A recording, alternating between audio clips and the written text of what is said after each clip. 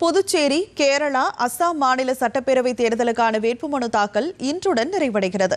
இவ்விரு மாநிலங்கள் மற்றும் யூனியன் பிரதேசத்தில் வாக்குப்பதிவு அடுத்த மாதம் 9ஆம் தேதி ஒரே கட்டமாக நடைபெறும். வேட்புமனுக்கள் மீதான பரிசீலனை நாளை மேற்கொள்ளப்படும். வேட்புமனுக்களை திரும்பப் பெறுவதற்கான கடைசி நாள் மார்ச் 26 ஆகும்.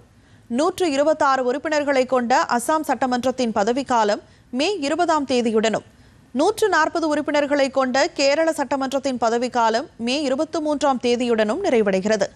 30 உறுப்பினர்களை கொண்ட புதுச்சேரி சட்டமன்றம் தனது பதவிக்காலத்தை ஜூன் 15ஆம் தேதி நிறைவு செய்கிறது.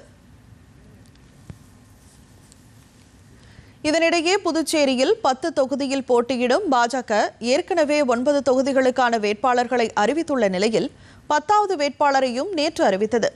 காரைக்கால் தெற்கு தொகுதியில் அக்கட்சியின் அருள்முருகன் போட்டியிடுவார் என அறிவிக்கப்பட்டுள்ளது. ஏற்கனவே அறிவிக்கப்பட்டுள்ள 9 வேட்பாளர்களில் அம்மாநிலத்தின் உள்துறை அமைச்சர் நமச்சிவாயம், ஜான்குமார், வி.பி. ராமலிங்கம், ஆர். செல்வம் ஆகியோர் முக்கியமானவர்கள் ஆவர். புதுச்சேரியில் என்ஆர் காங்கிரஸ், பாஜக கூட்டணியில் என்ஆர் காங்கிரஸ் 16 இடங்களிலும், பாஜக 10 இடங்களிலும், அதிமுக, லட்சிய ஜனநாயக கட்சி தலா 2 இடங்களிலும் போட்டியிடுகின்றன. திமுக காங்கிரஸ் தொகுதி பங்கீட்டில் இழுபறி தொடர்ந்து நீடித்து வருகிறது.